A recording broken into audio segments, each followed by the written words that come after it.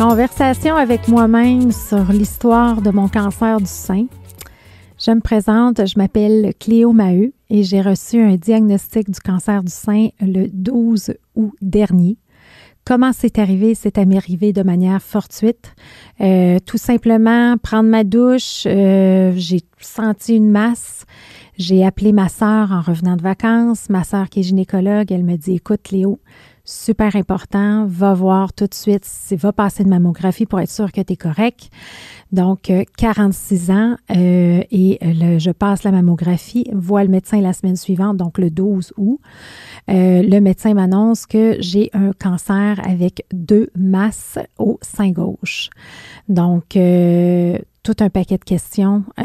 Incroyable tout ce qui se passe dans ma tête. Est-ce que je vais mourir? La première chose qu'on se pense quand on est couché, c'est est-ce que je vais mourir de ça? Si je meurs pas, c'est pas grave. C'est ça que je me suis dit dans ma tête.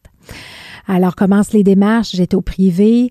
Moi, une rouge dans mes profils de personnalité. Go, action, action, action. Et j'ai un conjoint qui est complètement l'opposé. Réflexion, on est posé. On va réévaluer la situation. On va voir ce qu'il y en est. Alors, moi, je voulais me faire opérer comme rapidement pour me débarrasser de cette masse-là cancéreuse dans mon corps. Et mon conjoint disait non, non, non. Attends, on va prendre le temps. On va aller voir des analyses, tout ça. On a parlé à nos amis. Et finalement, j'ai eu un rendez-vous au CHUM et là, j'ai vraiment été bien pris en charge et j'ai rencontré les bons médecins qui m'ont fait passer des IRM et on a découvert une 3e masse au sein. On m'a fait avec ces masses-là, dans le fond, on m'a proposé une opération et c'est là que j'ai rencontré le docteur Bouméry, un médecin exceptionnel qui m'a proposé de faire une chirurgie DIEP avec reconstruction immédiate. Donc, très contente d'avoir perdu mon petit bourrelet de femme de 45 ans préménopausée. Alors, j'ai fait cette opération-là le 12 septembre et j'ai eu 2 mois de convalescence avec des drains, tout. Donc, ça s'est quand même bien passé. Et c'est important pour moi de continuer à travailler. Et le 15 novembre, j'ai fait le lancement de mon 3e livre, qui est la traduction du livre « Le leader en nous et comment avoir un impact ». Alors, c'est vraiment venu clarifier ma vision. Et dans ce parcours-là, j'ai rencontré des femmes extraordinaires et j'avais besoin, j'étais sur différents groupes, des groupes Facebook, mais je voyais que c'était des femmes qui vivaient ça, je dirais, de manière plus difficile. Et pour moi, j'avais l'intention de vivre ça, de dire, je vais faire de cet obstacle-là une victoire. Et pour moi, ça m'a juste drivé à changer les façons de faire puis à dire comment je vais sortir grandie et plus forte de ça. Et ça m'arrive pas pour rien. Alors, le sentiment de culpabilité de dire « je vis ça, pauvre de moi », je ne l'ai pas eu. Ça a duré peut-être 30 secondes. J'ai fait « OK, attends une minute, ça ne m'arrive pas pour rien. J'ai une leçon à apprendre là-dedans. Qu'est-ce que je vais apprendre? » Et c'est là que j'ai découvert Sophie Reiss, qui est l'autrice d'un livre qui va sortir le 21 février, qui s'appelle « Un cancer en cadeau ». Alors, que je recommande à tout le monde. J'ai parlé à Sophie et là, j'ai parlé de fil en aiguille. J'ai lu à peu près tous les livres qu'elle recommandait. Anti-cancer, Breast Manual, Cancer. Bref, je dois avoir lu 5 ouvrages. J'ai l'impression d'avoir fait un doctorat en oncologie pendant ma convalescence. Et pendant ce temps-là, j'attendais les résultats du Oncotype, qui est un test poussé aux États-Unis qui donne les chances de récidive. Donc, j'ai reçu le Oncotype. J'avais un Oncotype de 29. Et là, ils m'ont dit, vous devez faire de la chimio. Et comme j'avais lu tous ces livres-là, je me suis dit, OK, je fais de la chimio, je suis quelqu'un de public, j'ai pas le goût de perdre mes cheveux, ça me tente pas.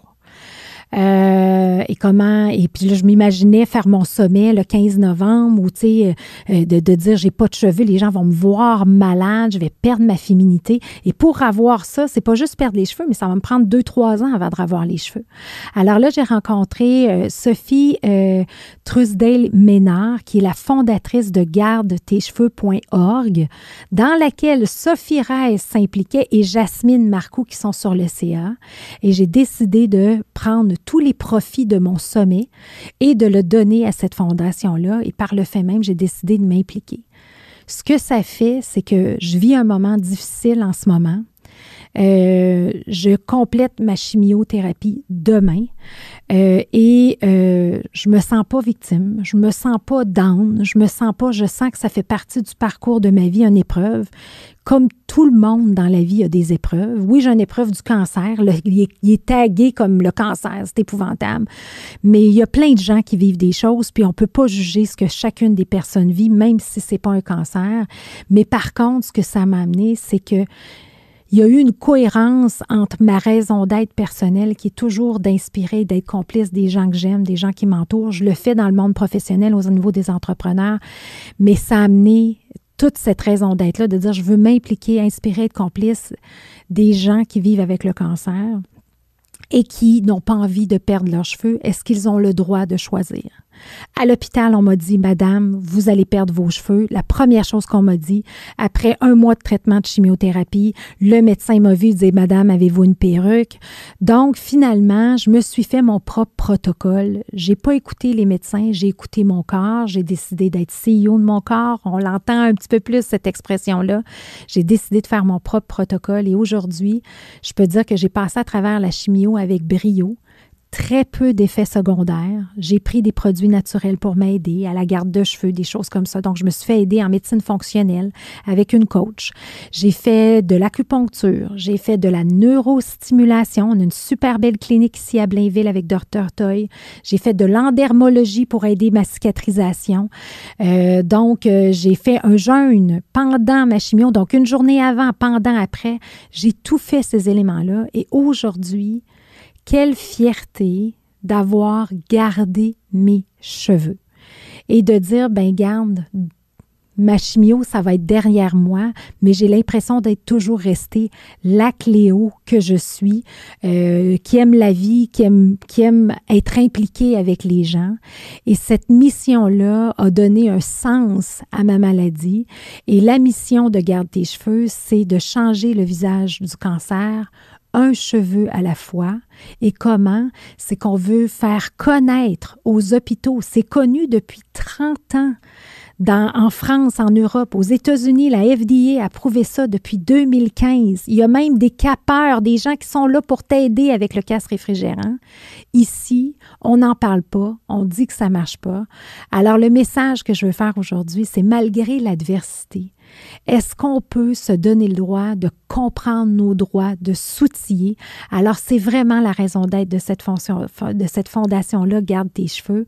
Alors, je souhaite sincèrement vous avoir inspiré. Si vous avez des questions, on est vraiment là pour vous aider dans vos choix, répondre à vos questions et en espérant de changer le visage du cancer, un cheveu à la fois. À noter que tous les épisodes sont disponibles en format audio sur les principales plateformes de podcast et aussi disponibles en format vidéo sur YouTube. Si ce podcast vous a inspiré, sachez que vous pouvez retrouver tous les outils utilisés par ces entrepreneurs à travers une boîte à outils que j'ai cumulée au fil des années. Tout simplement vous rendre sur hypercroissance.com/outils. Pour en savoir plus sur Hypercroissance, n'hésitez pas à nous suivre sur les réseaux sociaux. On partage une panoplie d'informations, d'articles, d'outils pour vous aider dans votre croissance sur les réseaux sociaux. Et si ce podcast vous a plu, je vous invite à le partager avec quelqu'un à qui ça pourrait être utile. Merci et à bientôt.